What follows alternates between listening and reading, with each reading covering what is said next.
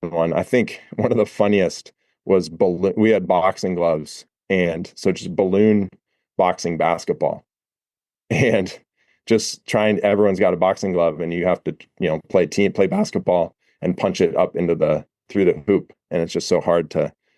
My colleague was working with women's golf.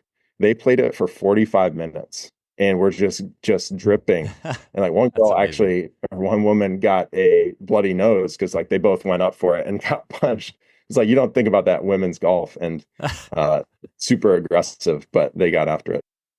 That was Eric Guthrie, and you're listening to the Just Fly Performance Podcast.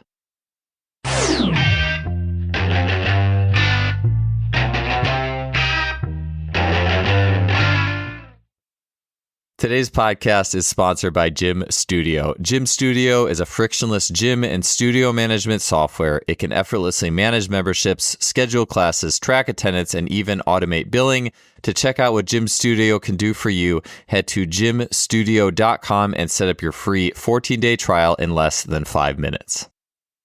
Welcome to another episode of the podcast, and thanks for tuning in. This week's guest is Eric Guthrie. Eric is the director of strength and conditioning at George Washington University. He's also worked at the University of Illinois, Chicago, and has well over a decade of experience working with a wide variety of athletes. Over the years, Eric has incorporated many movement-based, game-based, and play-based practices, athlete-driven methods, into his performance program. On the show today, he'll be speaking on those methods, as well as the balance between play-based programming and more traditional programming in an athlete performance setting. This was an awesome conversation. I love talking to Eric, and I'm excited to get this show going. Let's get to 440 here with Eric Guthrie. Eric, welcome to the show, man. It's great to have you here. Yeah, thanks for having me, Joel. Been a long time listener and familiar with the work, so it's an honor to be on. Hey, one of the videos I saw you post from your groups, I really love the like play-based work, the sneaky fitness, the stuff I'm sure we'll talk a lot about today. But there was one relay you had your teams do for a warm-up I thought was really interesting. I think you call it the math problem relay. Tell me a little bit about that. Like what is the goal of that, and what was the inspiration for that warm-up exercise?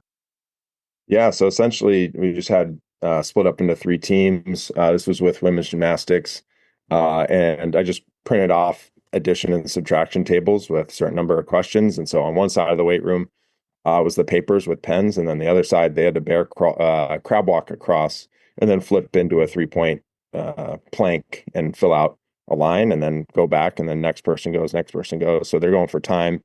Whoever finished first, but then also had the most accurate. If they missed, obviously, if you missed the question, they weren't hard math problems, but there were some, funny misses for such a high academic team. They're one of our best academic teams, and we're at a high academic school here at George Washington. So it was kind of comical to see that.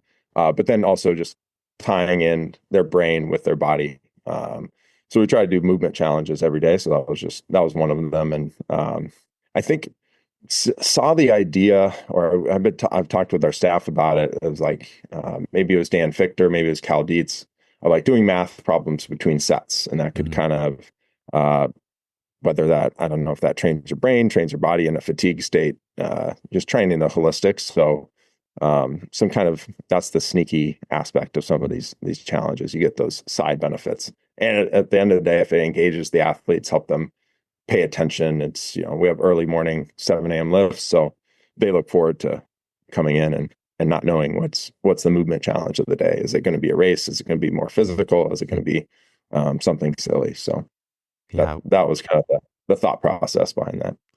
yeah. I'm sure the athletes, and this is, I think, main topic that I had for you with the question, but just to like have that little feeling of uncertainty in terms of a movement challenge. I think a lot of times it's like, okay, I think this is going to be the lift today. You have your expectation, or for practices. I imagine that novelty for athletes, I would imagine you probably see a lot of like smiles and excitement in turning the gears towards something like that when people walk in the door. So much, yeah. I kind of started doing, at least with gymnastics, last spring in their postseason. I was like, I just want something, one challenge myself. It's almost more for me, as like, I don't want to keep doing the same thing. And so make it more alive, training more alive, and balancing that with the structure and the progressions, and building out their improvement over the course of the year and their careers. But how can I have something? I come up with it. I try not to think about it too much, honestly. And you usually might drive in the morning. I'm thinking about, okay, what could we do today? All right, we're on the court to start. We have the lasers out. Maybe it's something with that, or it's something. All right, we're in the weight room the whole session today. Maybe it's something in there. Or what I've done a couple of times, and honestly probably should do more of, is ask them or assign them, hey, captains, you have it today, or sophomores, you have it, and then like get back to me, approve it. I'll approve it just to make sure it's not something crazy or conflicting with what we're doing in training. But they had some pretty creative ideas. So just giving a little bit more autonomy or ownership back to them, and they really look forward to it. It's like they're coming asking about it, or and then try to highlight it on social media and promote that increases the engagement as well.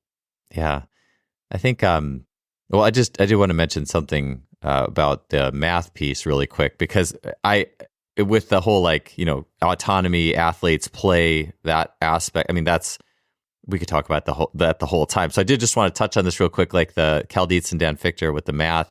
I think it was Cal said something about like neural perplexity, and it was basically like hockey players that could solve math problems while skating, like were better or something. Like I think maybe the idea was they were so good at skating already, that was so autopilot, that they could devote more, maybe the neural network, to whatever was needed outside of skating.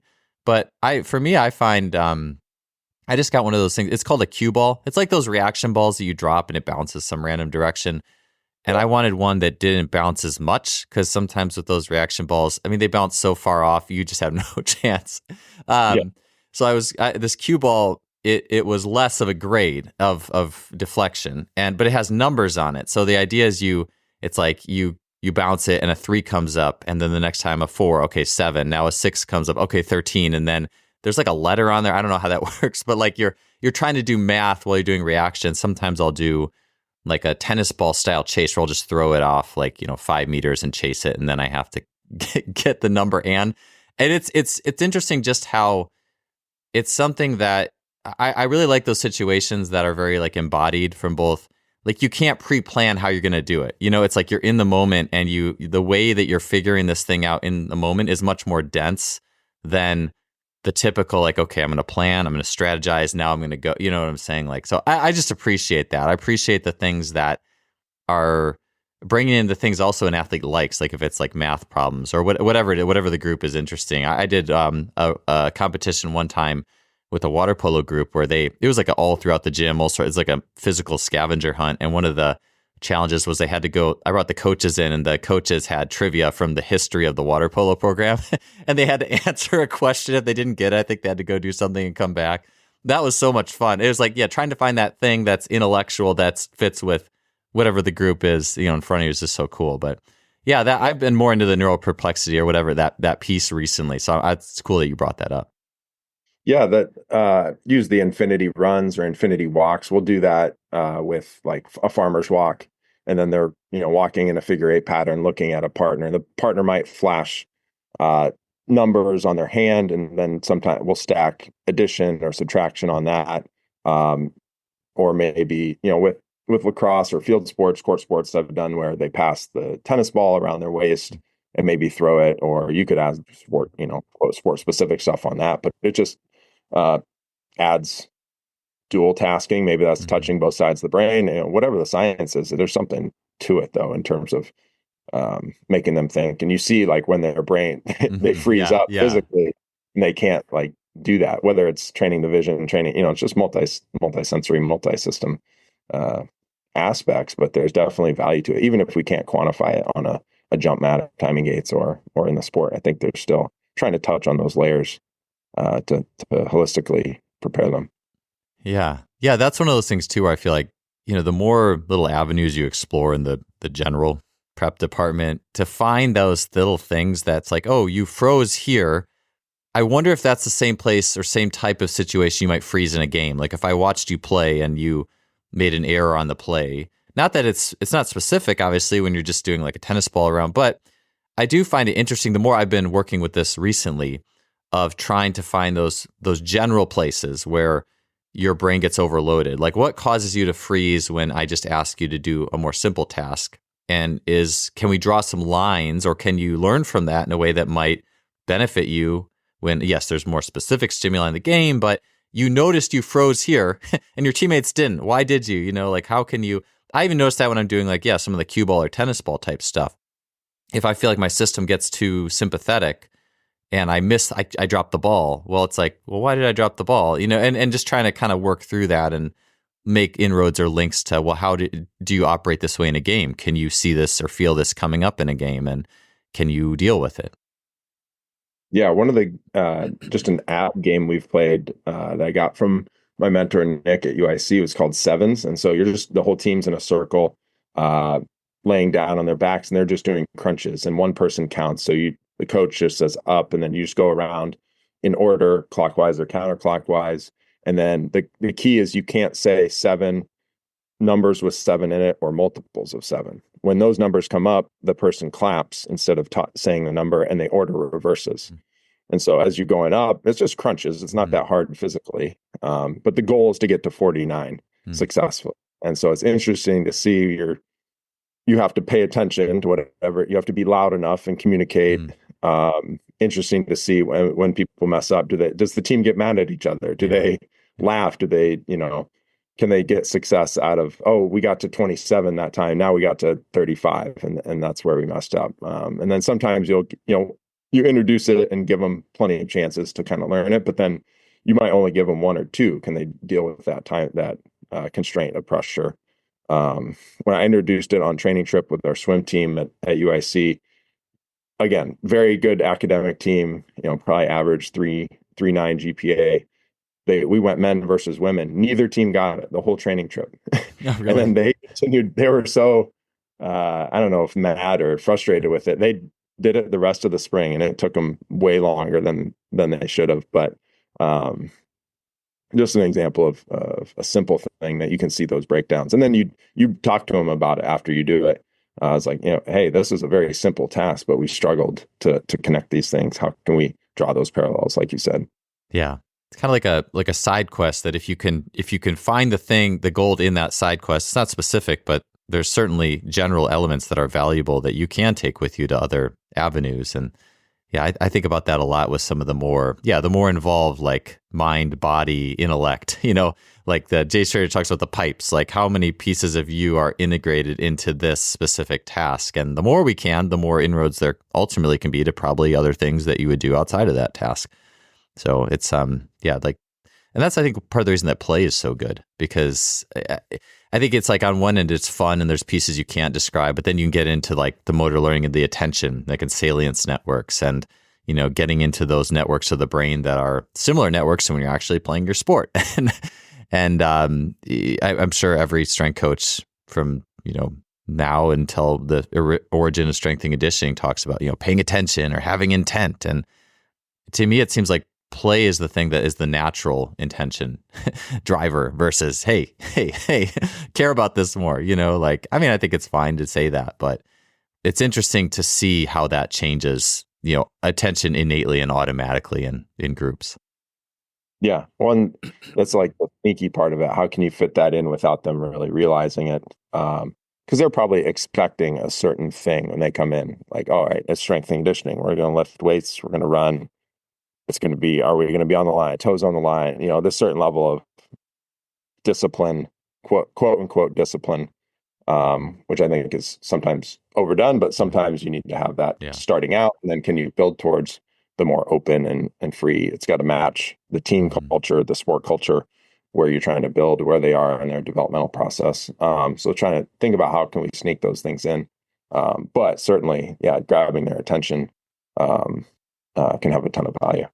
Yeah. I think it is all like meters. It's like on one end you have extreme discipline or discipline where that's just everything is all about that. And then on the other end, you could easily have extreme play. Like everything is play, and where on the meter do you need to align that fits with the coaches, with like the culture and the system. But I would imagine, like you said, most teams are probably too far on one side, just not enough degrees of freedom, not enough embracing the play piece versus, and then, finding that. So what do you do for that? I mean, do you usually like first week, is it a lot more like, how do you build in the movement challenges and the more playful structure? And how does your staff tend to approach that? Yeah, I think it's because there's in college strength conditioning, there's so many stakeholders, right? There's the coaches, the administrators, the athletes, everyone around the team, athletic trainers. And so you're answering to a lot of them. And it, I think it's a blend. For example, contrasting my two, I've been here 3 years. I didn't come in, just start doing silly, quote unquote Yeah. games with men's basketball or gymnastics. You're trying to learn about their team with women's gymnastics. The coach was 39 years. She just retired this last summer. So we have a new coach who is the assistant. So it's similar, same, but different. But the process was starting that with them. Gymnastics I think is a sport that's had, I've worked with actually the longest, probably 9, coming up on 10 years in my college strength and conditioning career. So good familiarity with it, but they're very structured from the very beginning, right? They're used to that kind of regimented discipline starting from very young ages. And so you match that with your training, but then can I fill those other buckets maybe they're not getting, and make the weight room a place they want to come to. One of our big things is be the best part of their day. Yeah. I think sport coaches should ask that, is practice the best part of their day. If they're just not, they're doing something wrong. Maybe they have a different view of it, but to me, it makes them want to be there. If you love it, then you'll become obsessed with it, and you'll come back and you'll give great effort, and then the results will follow. So one of the reasons we introduced the movement challenges was just to give a little bit more variety, because one of the feedbacks from when they do the graduating seniors have meetings or surveys, and it was like the warm-ups were too similar one year. And so like year over year, and my thought process was like match the sport of that level of discipline and how they can approach it. And there was no immediate feedback to me that year that, hey, we don't like the warm-ups, or they're too similar, right? They're going to do the work. They're great kids, and they know how to work hard. But I just took that, okay, let me throw some more variety. We can do same but different, have a bit more spice in there, and still leave time for the quote unquote work. And so that was the challenge for me. It makes it more exciting for me. It's less, oh, we got the same lift this time. At this time of the year, training gets long. And so, yeah, that was kind of the impetus for bringing those in, is just try to have structure, but then also freedom within that structure, to experiment and try some new things, and just challenge myself to be kind of outside the box with some things. But then, you see the intent stays high. We've got a good team culture with the weight room, and they see the strength and they feel it on their events. But we can still have fun with it. Like, it's okay to smile and laugh, and it doesn't have to be this militaristic thing. I think that's overblown in my experience in sport. It's like we're playing a sport. Like, it's okay to play games. I had a funny anecdote was working with basketball. I was using pool noodles as really, it was literally a physical buffer. So we were doing maybe a chase game or some sort of agility drill, and I just wanted the pool noodle to create space so it was safer I didn't want contact at this time. Them literally tagging, and one of the assistants came up to me. I was like, no pool noodles. Like, the head coach doesn't like that. I'm like, what? This is literally a physical buffer. We're not just, you mean I can't play a game to prepare you for the game we're about to play? So some of those, that comes down to relationships and understanding who you're working with, and the staffs and all those stakeholders. So just trying to build that over time. I think it's important. Kind of another corollary. So women's lacrosse, I took over last year. So I'm in my second year with them. I've always had this would be an interesting point or discussion, is like, all right, a sport like lacrosse, it's a lot of agility. How much agility should I be doing as a physical preparation coach? Is that bucket already full? So I would do some of it. I have a good amount of time on the field with them. So am I already filling a filled bucket if I do reactive agility drills? And one of the things from the coach is last year was like the athletes weren't getting enough out of it because they didn't quite understand or have the movement competency and the training maturity to understand this 2v2 chaser drill with enough seriousness from her perspective.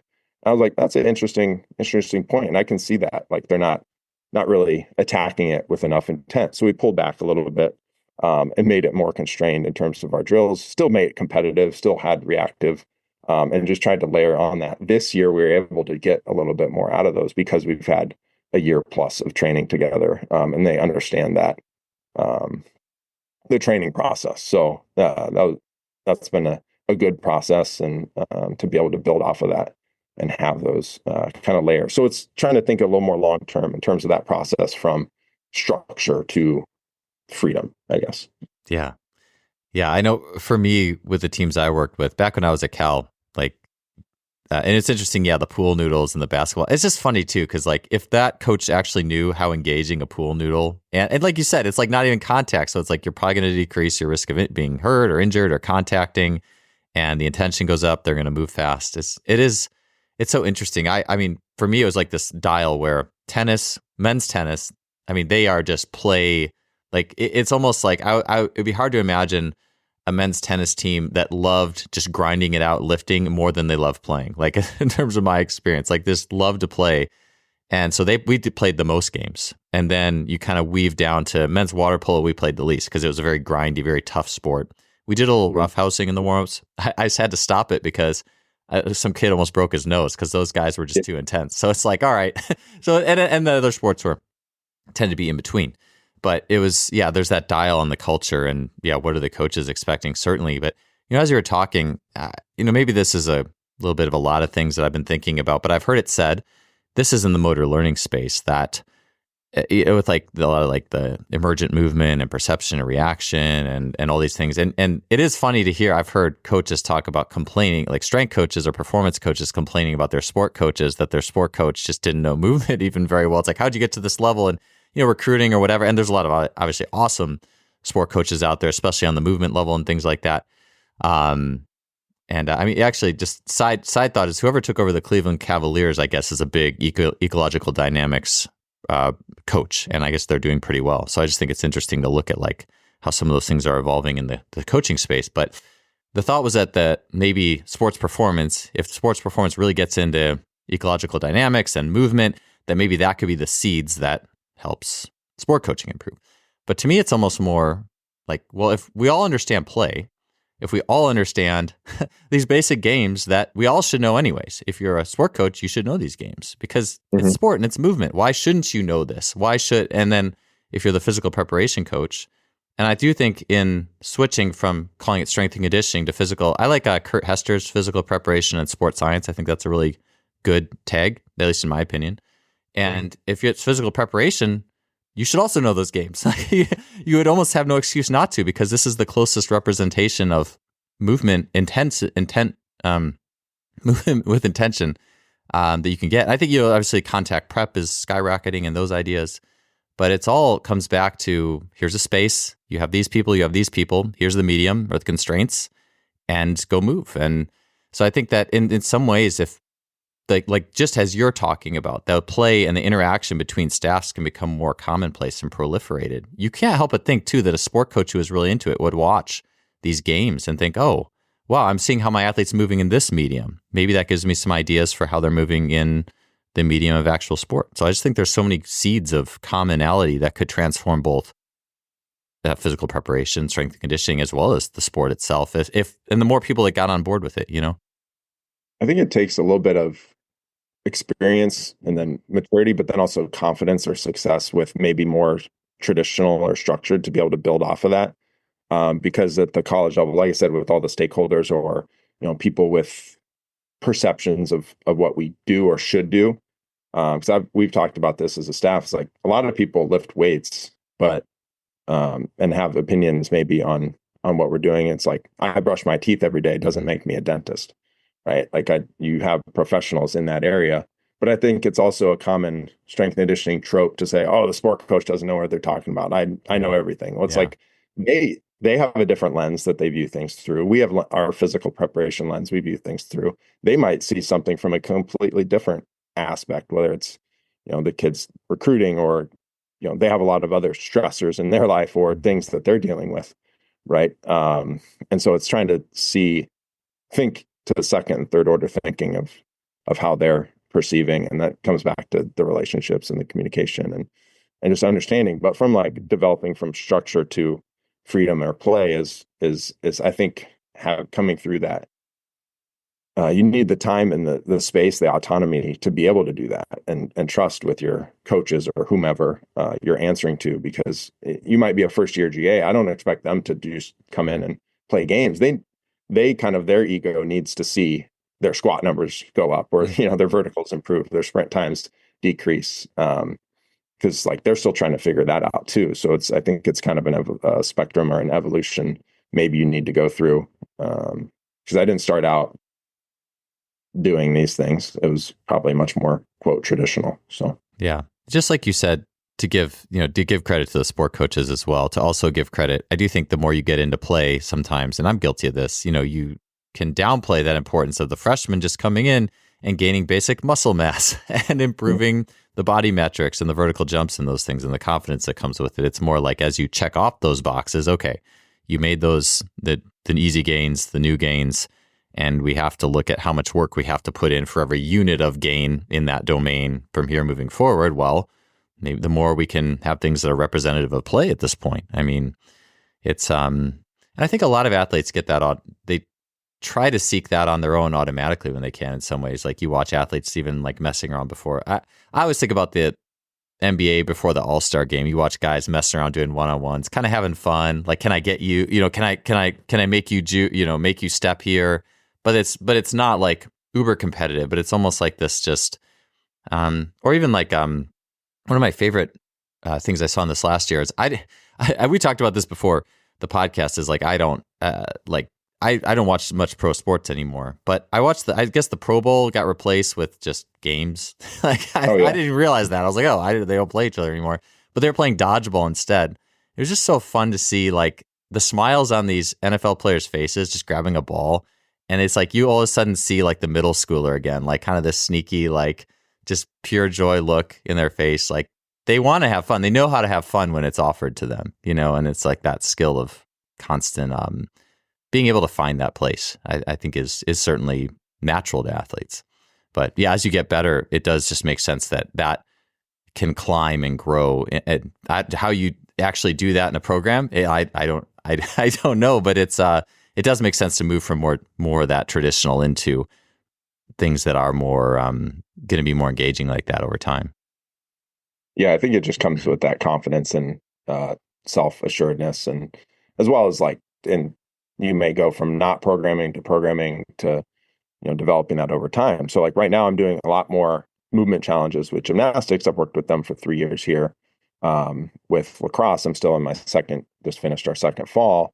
And so there are some elements of that, try to sneak that in, but it's much more structured because, like I said, I almost treat them like all sophomores. It's like, not that they're doing, just all goblet squatting, but, there's levels to it. But each year I'll add a little more layers to our training and trying to think about that reverse engineering, not just from the sport aspect, but from that multi-year kind of development of team, just how we operate.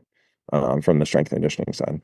So trying to build those layers, and where do I want to get to is probably the ultimate like sport preparation, but ideally sport and strength and conditioning should be kind of one and the same, right? That concept of track being the ultimate. That's where it kind of started from, or like the sport coach and the strength coach should be the same person. But in college strength and conditioning, we're not, because we have different roles, and that's the rules. Like whether it's 4 hours a week for strength and conditioning and 4 hours of sport, that's the rules, constraints we live in. So you try to blend that as best you can, what's best for the athletes, but you also have to live within the constraints we have. Yeah, for sure. It makes you think almost too about almost like different skill sets. Like you'd have a coach who's a little bit more inclined for more traditional physiology and adaptation, and then a coach who's more inclined for like contact prep and play and some of the motor learning pieces. And it's almost like this gradation as you move from very few degrees of freedom to more degrees of freedom to the sport itself. And it's just interesting to think about that, that spectrum of things. And the way, like how our system has structured itself, where you have a coach for this, a coach for this, a coach for this, versus like a track and field where I'm your director of high performance for all these little things you do, and how do the kind of like a one mind type idea. So yeah, it's interesting to consider. If you have any thoughts on that, I'd be happy to hear them. I did want to mention back to something you said very early on, was I wanted to get more into how you allow the athletes autonomy in creating the movement challenges. I just think that's so cool. That's something I never did. And I just think that's so interesting because, one, I think it'd be cool to have all the ideas listed that were shot down. Like, hey, this is what we didn't do. This is why. But also like learning from them on what they find joyful, So I just think that's so cool. Yeah, I want to do more of that. I don't know. That's what I'm trying to think in season, because gymnastics will start their season in January. So we're kind of winding down. We just have 3 more lifts this semester. So it's like, how much in season do I want to do? You got to think of risk reward. And that's the same thing. Like postseason, I'll let them climb all over the racks. Like we'll do like a obstacle course over the racks that are all connected, stuff like that. I'm fine doing something maybe a little more risky or with contact or something like that. But hey, we're trying to prepare for a successful season. Maybe we do a little bit easier, but maybe it's more mental or something like that. But the one I've assigned it one time to the captains, and they came back with, they had to write my name in pen with their feet. And I was like, that's hilarious. Let's do it. And so they brought pens and they took their socks off and were trying to write my name. Some didn't even know how to spell my name, which is also interesting. But then some are really good. I actually have them over on my desk here. I was like, wow, that looks like my 4-year-old's handwriting. And some looks like my 18-month-old handwriting. So yeah.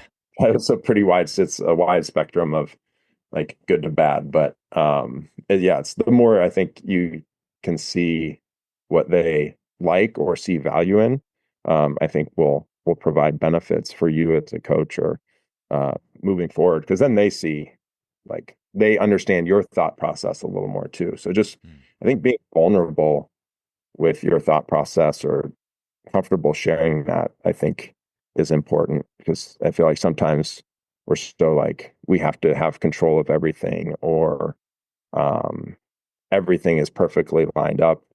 I try to be as open and honest with it, like, what's the process? This is the thought process behind it. And I think then it's just more authentic and more of a partnership in their development as best as we can. There's still times that, hey, you don't need to know this. Mm-hmm. This is the thought process. We decide this with the coaches. I'm not going to necessarily share everything, but try to share as much as I can for their benefit. Today's podcast is sponsored by Athletic Development Games. The new Athletic Development Games Play Boost Library is an app that is filled with engaging games to build athleticism in kids ages 4 to 10 in a fun way that builds a love of movement and movement learning. Games include those for speed, hand-eye coordination, jumping, and the essential athletic movements. The app is great for parents and also sports coaches and trainers who are looking to improve their own library of engaging games and ideas for athletes. To learn more and sign up, you can head to athleticdevelopmentgames.com/app. That's athleticdevelopmentgames.com/app. Yeah. Definitely. Again, kind of like a sliding scale, but that it makes sense too with just what you're saying. Like, how can I make this the best part of your day? Well, it's like that joy of basic human movement and play, and then also on autonomy and play. Like, does there, like, you think about kids on the playground, they're making up their own rules, like that kind of thing. It's like, what part of that? I mean, obviously we grow and mature and we eventually do our organized actual sport, but also just like the NFL guys playing dodgeball too. It's like, how can we remember like that part of ourselves too and just have fun? And at the best part of the day, it makes you think too. I've thought about this. Like sometimes I think, we talk about transfer and what transfers, and especially once we get beyond a basic working level of strength, what can transfer. And sometimes I think that, or I've thought, sometimes you think that maybe you wish you could have done more for an athlete from a transference perspective on some of the, what transferred out from a lifting and a speed and a power point. But then I think sometimes you did a lot more than you ever would have thought, because the athlete's enjoyment of some of the lifting processes, but also some of the games and the joy and the rough, like they're going to remember that stuff for their life probably. Like, hey, remember that time we drew, we wrote this signed coach's name with our feet, and like those are the memories that people will always have too. And I think that's something that maybe, thinking of what are the athletes' memories going to be of this time, and what will stick with them. It's an interesting thought experiment. We've had those discussions as a staff too. Is like, what is our role? Is it these 1 to 5 years of performance, drive that as high as you can, or is it like lifelong, I don't know, lessons or skills? Like if we're not teaching them how to fish or the skills how to train in 20 years, have we really done our job? Like, what's that balance there? Yeah, we're getting paid for performance and wins as a cut the check, but also what's the best for the athlete? That's a big discussion point we've had. I think we probably landed on, it's like, what's best for the athlete is probably that long-term view. Mm-hmm.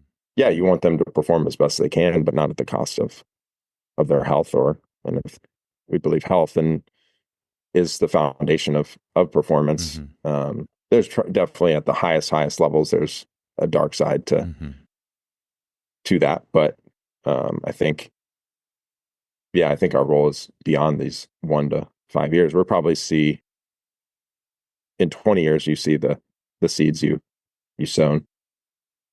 Yeah, it was David Durand. This just got me thinking too about he was on recently talking about his book Breath, Eyes, and Touch, and the idea that the more touches a team gets, like in play, I think it was basketball, like the more physical contacts between players, the better the team did. And it was kind of like, I've heard one of the coaches I used to work with said happy swimmers are fast swimmers. And I look at some of the warm-ups you do, and I've done a lot. Like the thing I think about is outside of roughhousing, because roughhousing is great. There's a certain limit to where you could take it. But I had levels with roughhousing too. I remember with women's swim in particular, because you had this swath of, some people did not want to get into it, and some people would just about knock each other out for fun, just because they just love that contact. And so I had on the low level, like you can do push hands. And the high level, I had like a ring with a rope, and you would like try to sumo check the other person out of the ring or something like that. And you could pick what you wanted to do. But I watched some of your videos with like the wheelbarrow walks, even like there's a touch, and there's a contact, and there's like all this stuff that you're getting the team to have contact in a way. It's almost sneaky too. It's like, it's the movement challenge, but it's sneaky. It's not like, hey, we're going to do this because it's team building and here's what the research says, but it's like, no, well, how can I sneak in these contacts and also help to facilitate this team cohesion and bond and health, and that baseline of health that then will set the precedent for whatever else we're doing from that point forward. And that's probably like, all right, wheelbarrow walk, you're getting way better than just holding a plank for 2 minutes. Oh, heck yeah. And getting the engagement and dynamic, repetition without repetition, all the benefits we as strength coaches can nerd out about. But yeah, I've done more, I would say, with lacrosse, more traditional contact prep. But it's also like, you think about how much contact do you need. There's less in women's lacrosse than men's lacrosse. But there's probably just getting more comfortable around each other. That's how I explained it to them, is like, get comfortable. Like we'll do tumbling, forward rolls, backward rolls, somersaults, and they really enjoy that. I just throw that in the weight room, usually in between sets or in our performance circuits, and they look forward to it. And I try to tell them, there's going to be a time that you trip or you get pushed and you roll, and I'm going to be pointing and yelling at you. Like, that's why we did the rolly rolls. That's why we did that stuff. And it's happened. Like we had a girl break her wrist last year, got pushed down and landed on it. It's like, oh man, we did those, but it didn't, she wasn't able to get to that roll position. But yeah, no, there's that's again, those sneaky benefits. Like our water polo team on Fridays in the off season, they just go to the rec and play basketball for 45 minutes. That's their lift. Yeah. And that's their conditioning. That's their, they're trying to dunk. The tall guys are trying to dunk, and um, but that started with the last GA. I think that's kind of become a good tradition for them. They love it. Like, and then they give better effort in the lift on the Yes. other days. So yeah, that's another example of that. Yeah, that leads me into, because I wanted to ask you about like the sneaky fitness and that's something I think about with, okay, conditioning, and we're definitely having more of a push towards either speed or getting conditioning more from the game itself, less from whatever's on the outside. Of course, there is a need for basic aerobic work and development for sure. There's that pendulum between, but yeah, basketball especially. I mean, I think about this regularly about, and maybe it's a little bit different for different players, but the amount of the condition and shape I was in after basketball season going into track, like even if the workout was, hey, we're going to run a few 400s, which is probably the most difficult sprint repeat you can do, especially if you're more of a short sprinter and jumper. I mean, those were just a cakewalk for me after basketball season. But yet, if I was deconditioned and had to train by doing 400s, it would have been so much more brutal. And I think the more of a team sport person you are, that probably rings even more true than if you're just like a little bit more of a grinder. But yeah, have always felt like you're going to get a level of conditioning that you just can't quite access. It's a little more chaotic, but you can't quite access it in the same way as regular conditioning. And so with that, I'd be curious what your approach is for that polarity, like regular tempo or aerobic, and then using games and fitness and basketball and these things to gain fitness. Mm-hmm. I would much prefer to just play games, or they just play the sport. But there's some of that, like you said, that base level of aerobic. Most of my work with lacrosse is on that, MAS, max aerobic speed, extensive tempo, 300s occasionally, repeat sprint ability, stuff like that, because they're already playing the sport and there's some constraints. If I had time to be at the whole practice, I think I could work with athletes on the side and do some of that, whether it's repeat speed power or any aerobic work, anaerobic work, when they're not in the drill. So they might be doing a 7-on-7 and the other half of the team is standing watching. So I try to work with the coaches on like different strategies to, whether it's quicker rotations or small sided and repeat. But there are the technical, tactical constraints they have. So I just try to think about what are the buckets we can fill. When with basketball, it's interesting because I didn't condition them at all for the 2 seasons, or the one off season, really. I worked with the men's basketball here. We just played the game and worked with the coaches. They had a progressive approach to live play. And I think the context, I think it worked okay in terms of health and performance. Because one, the season's so long, what you do in the summer, how much does that to me, it's just allowing you to train at a higher level. And we had a more veteran team. So I think they had a bigger base of play, sport practice and sport play under them. So a younger team might need more of that base building, for lack of a better term, I think. So it's kind of, again, knowing your context, your team, and where they want to go.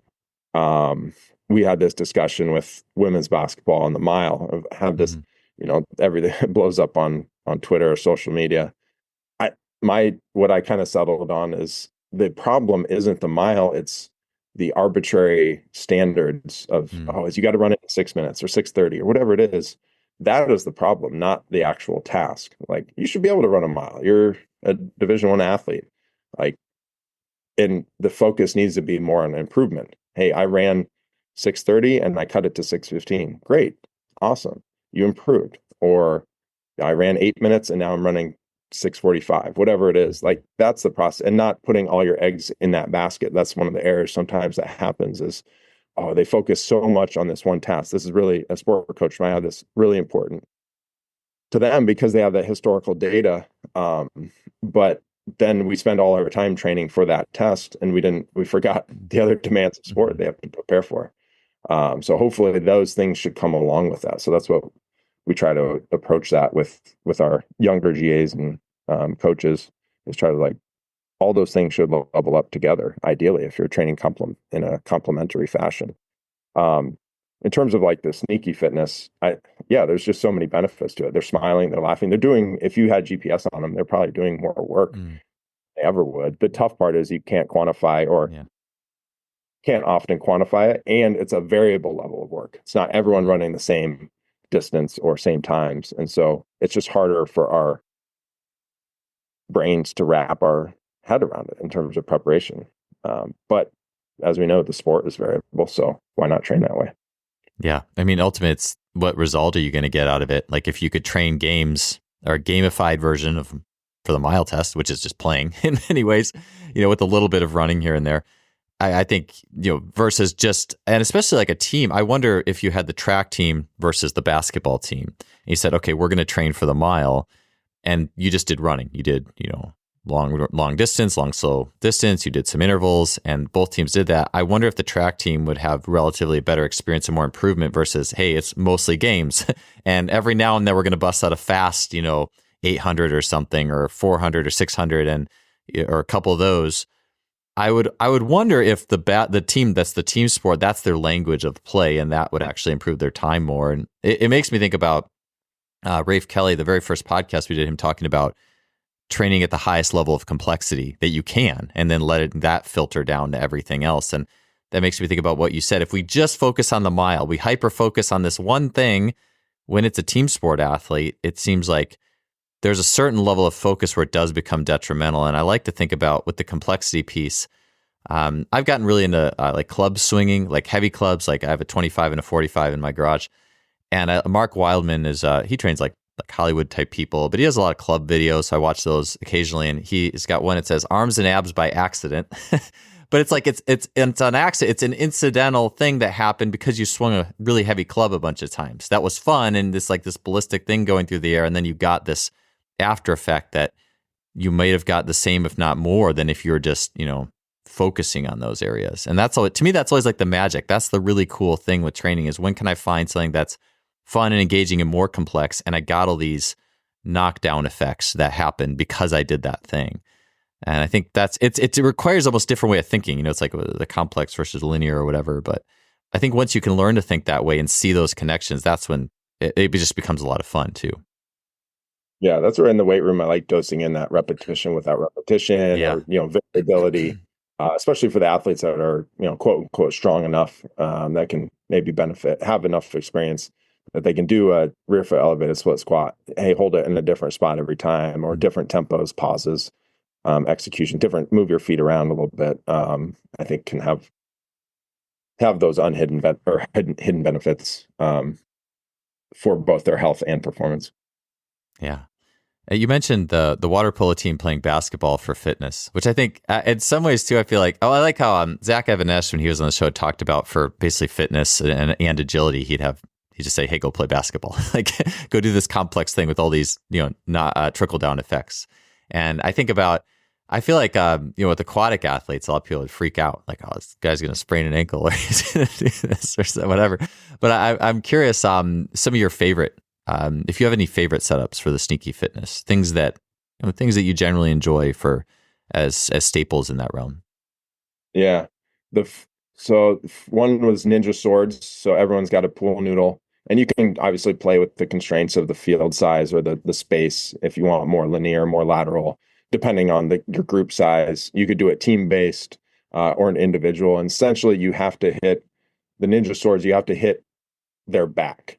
So no hits on the front. So you can hit them anywhere, but they're only out if they get hit on their back. Other ones, obviously sharks and minnows, you can play that with, and I've made it more fitness based where we'll have 3 to 5 sharks and everyone else is minnows. You have to move around. If you get frozen or if the shark gets you, you stand with your noodle in the air and then the other minnows can unfreeze you. But we'll just do intervals. So like 30 seconds or 90 seconds and for sets and reps, and then just cycle through. Because obviously being the shark is probably tougher than the minnows. And so just playing with some constraints there, you can make it a little more fitness based versus just a game. Some of I think the most fun, Nick at UIC worked with men's soccer. He called it Mayan soccer. So our basketball practice facility had like the divider down the middle. So that was up. And essentially the goal is they were playing soccer well, don't tell compliance, but they're playing soccer. And goal was to head or kick the ball off the backboard. And if it went through the hoop, it would be maybe two or three goals, 2 points.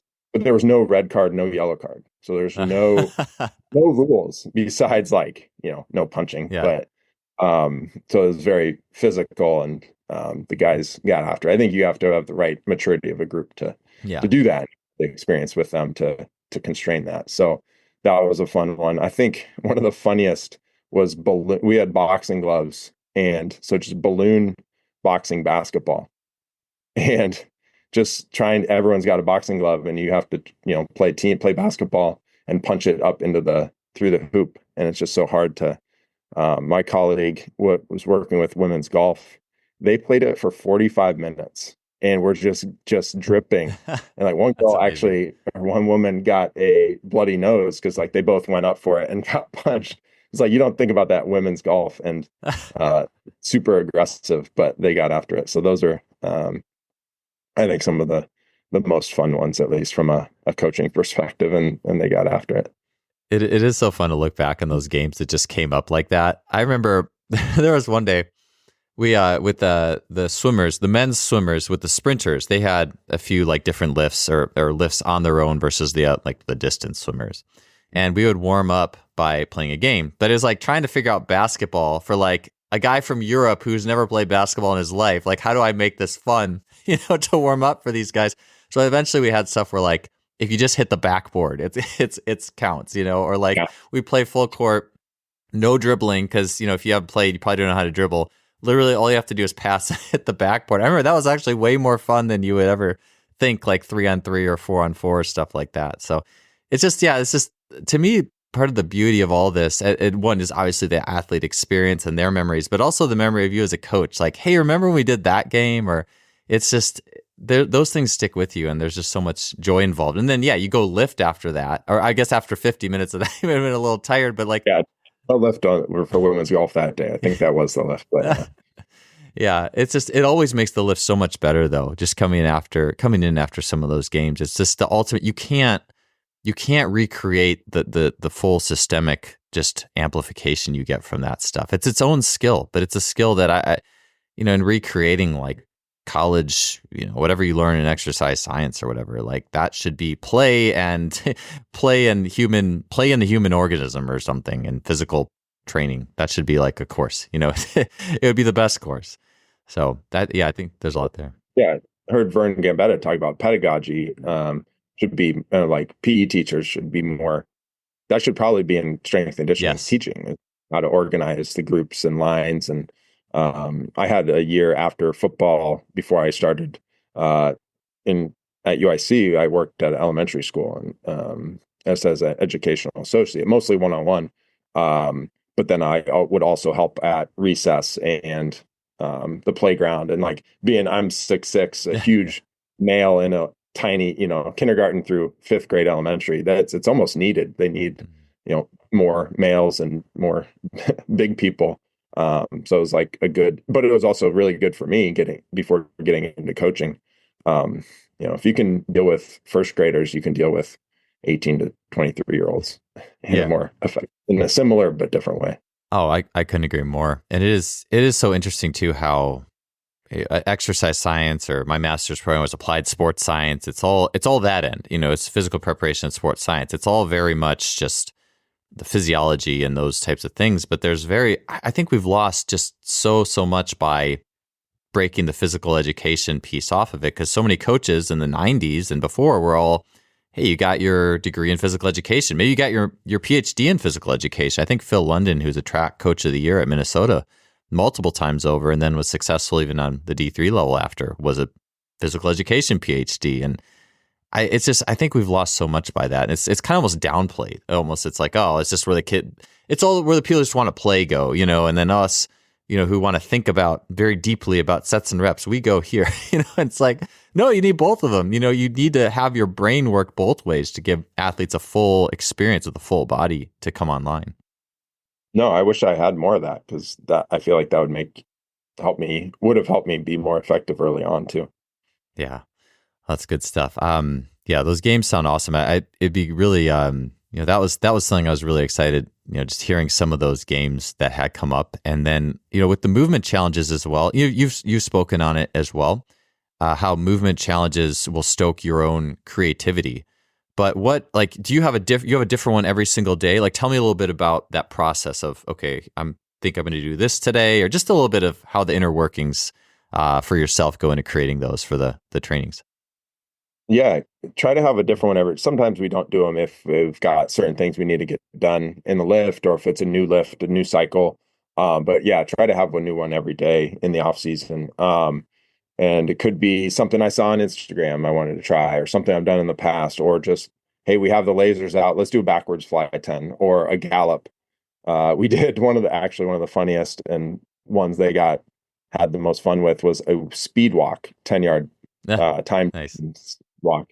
And it was that, again, the other benefits, you saw how they self-organize and like, could their hips rotate? How did they move through the upper body and torso? So there's like actual value to these quote, or seemingly silly tasks. In terms of, beg, borrow, and steal, like Michael's Weifel's games book. Yeah. So good. That book. Amazing. Picked a lot from Jeremy Frisch, from Austin Yoakum. So just see stuff like that and just try to think about that. Cause I wouldn't describe myself as naturally creative on that side. I come from the football background, very structured. And I would say I strive or thrive in structure and routine. So I could do the same thing every day over and over, or, and not get bored with it. And so that's just trying to challenge outside my comfort zone, in my box is trying to create some of those different tasks, or it may relate to what we're doing that day. Like if it's more upper body day, maybe it's a one arm hang for time, or an alternating, 1 second each arm up to 10 seconds if they can get there. And like you see them do some really impressive stuff, like be really athletic. It's like you just hung from one arm for 1:11. Like that's crazy. Now, so they do stuff I can't do. Like most of the stuff they're doing, I can't do it. So that's where it's fun to challenge them and just try to think of things that might spark that creativity, or just their attention too. I think if it's something novel and new, they have to pay attention and learn. Well, yeah. That attentional piece I just think is so key, because it's a different way of thinking rather than demanding it. Which I think that coming out with discipline, coming out a lot, more firm, and then moving into play I think that's a good way to go. But at the same time, if you constantly feel like you have to demand, like attention is telling you demand versus, hey, do this, let me show you this thing that's going to just spark your attention and drive the subsequent adaptation. I think it's so powerful. I did want to ask, so maybe this is where, there's play and something that's very universal, acceleration, sprinting. I've seen you do some interesting acceleration type complexes. So I'm curious to see how that might hit for how some structure and then some play and variability might hit for just a linear acceleration complex for your groups. Yeah, we do. Obviously, logistics drives a lot of things. So let's say for lacrosse, I have a good amount of time on the field, and we'll do not necessarily in a complex, but we'll do stations. And so I actually give the coaches a station, because we don't have this semester. I didn't have any interns. I do have a graduate assistant helping, but she has another team often during our field time. So I give not autonomy, but like give the coach a chance to coach the sport coach, the strength and conditioning aspect. But it might be a technical drill, like a skip for distance, or maybe with a med ball holding a skip, or straight leg bounds, maybe with a light sled.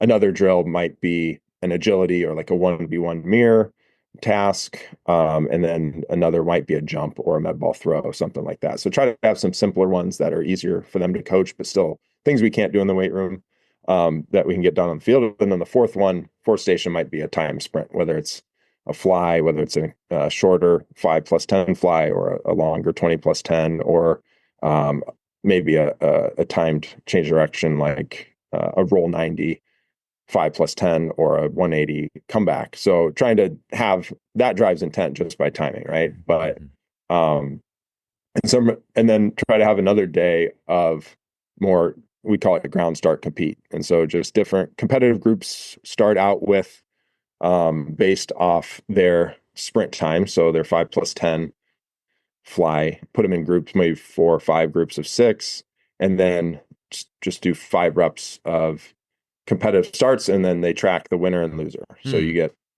every rep matters. If you get the most losses, you move down a group. If you get the most wins in your group, you move up a group. And do different ground starts. Could be kneeling, could be half kneeling, sideways on the, feet facing. Eventually we did get to doing a roll into it, which some were much more happy. The ones that were good at rolling loved it. The ones that are not as good were like, can we not do that? Because I'm going to lose every time. But it's also interesting to see who outperforms their sprint time when it's in a race situation. And so you have people move up that maybe are ranked in the mid, and vice versa. They might not do as well based on their sprints, time sprints. So that's a interesting aspect to it. In the weight room, we're fortunate we have a shred mill that we got last January, and so we utilize that a lot, as well as other more hip projection. So we'll mix it in with their lifts. And what's nice is that's a sled that we don't have to change the weights. Gives you the feedback, the miles per hour. And so that's really in that like 50 to 65% velocity decrement zone. So I view it much more like horizontal power versus sprinting. Like we're not doing Olympic lifts. That's our horizontal Olympic lift for the day.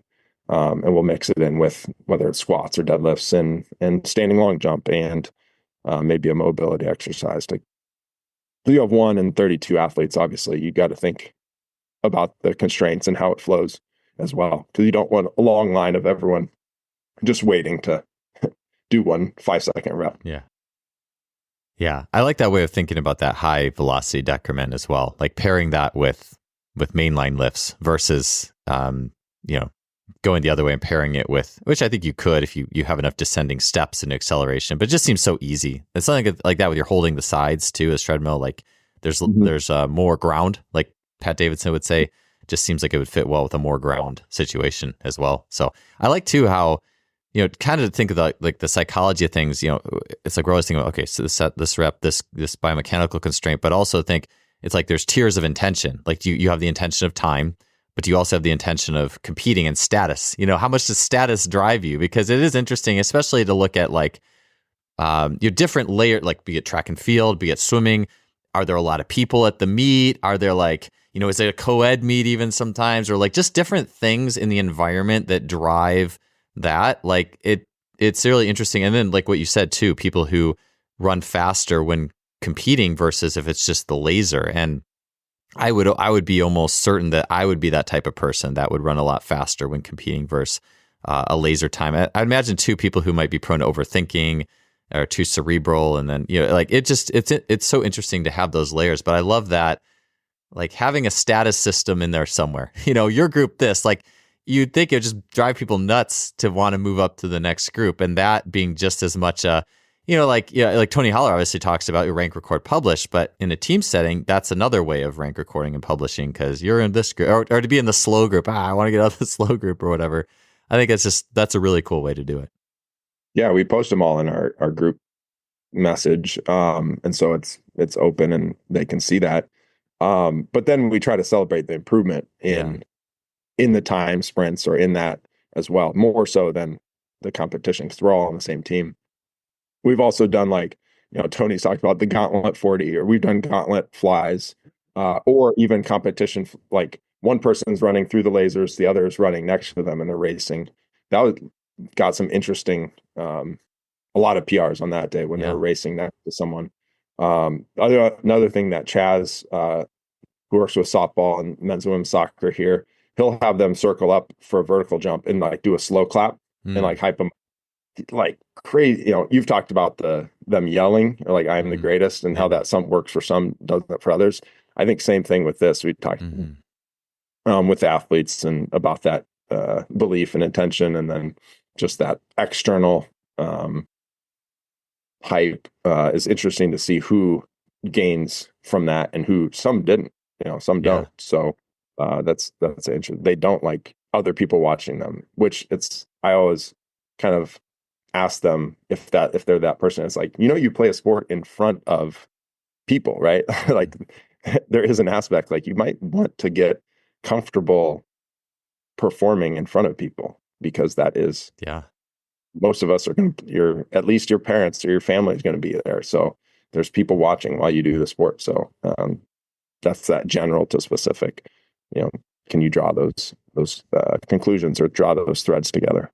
Yeah. Along with getting outside of the sets and reps too, like the study of what draws performance out in that manner. Like, okay, this slow clap worked for this person. It didn't. I know for me, I never high jumped over 6'9" without people doing some sort of slow clap. All my 6'10" and then my 7-foot jumps were with people clap, group energy. Like, and I guarantee I wouldn't have jumped. And the 6'10" and 7-foot jumps wouldn't have happened without that. And I was a person too who was highly stimulated by the I am the greatest type thing. Like big, like, I mean, I'm talking like 10% performance improvement in standing vertical. So without that, it's interesting to think of, if I would have never had that, what would I have done? It wouldn't have been ultimately what I got. And to study that at some level in a small group and understand what drives people psychologically, I think is so, it just seems like it's such a low hanging fruit if it's not something that's being understood, because you're leaving gains on the table. You could have all the other variables in place, but without the psychological and environmental, you're only, you have still an incomplete story. So, and like you said too, at high jump, I've seen this all the time. You have athletes who love to hype the group up. They're getting everyone involved.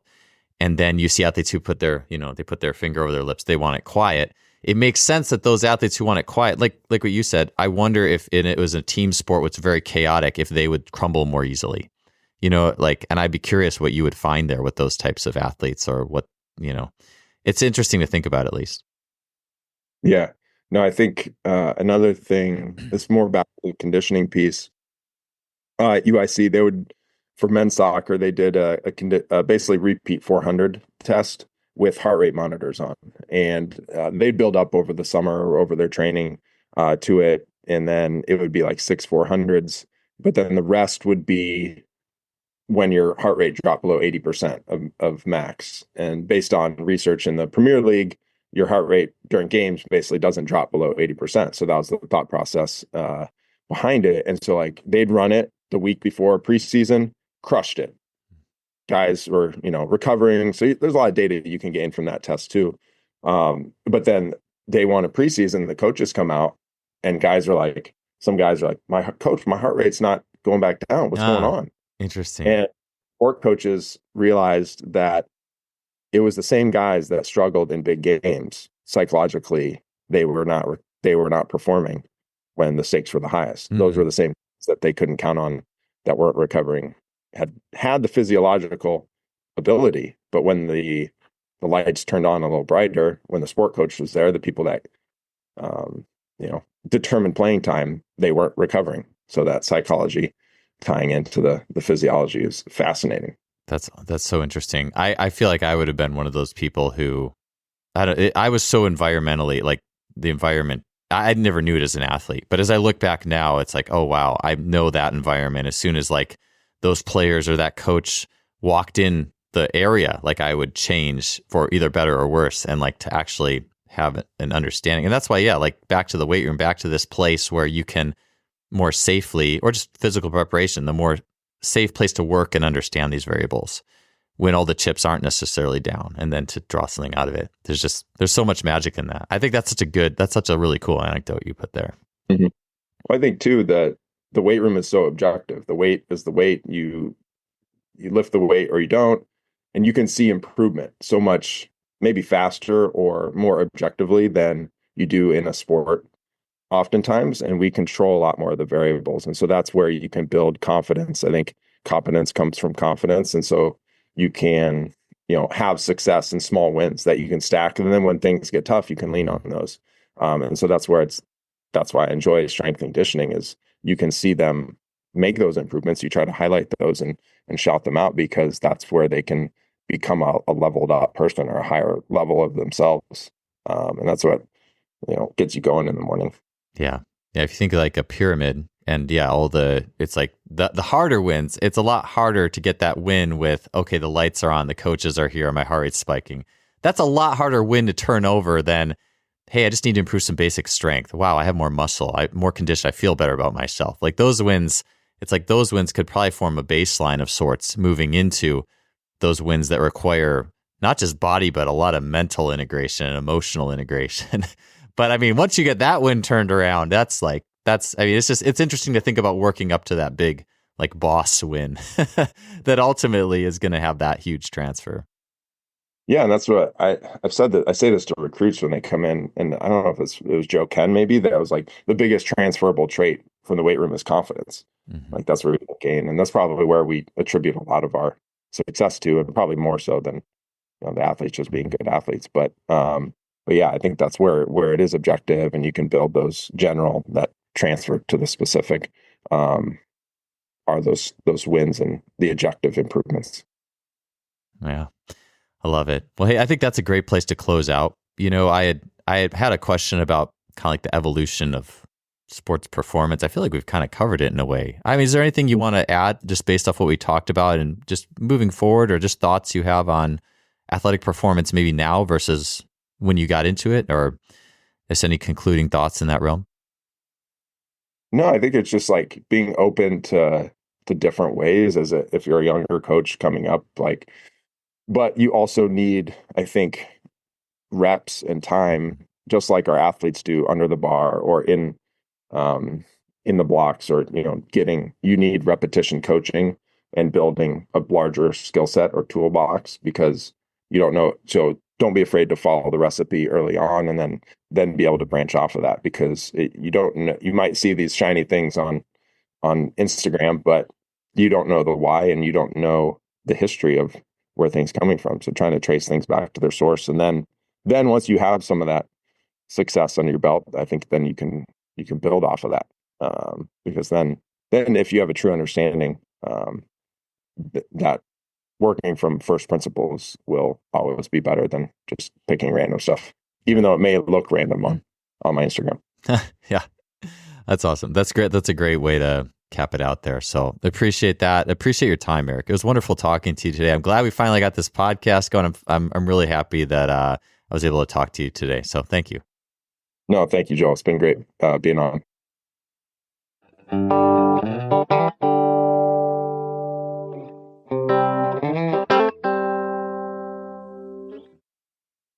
Thanks for tuning in to another episode. I appreciate you being here, and I'll see you next week with another great guest.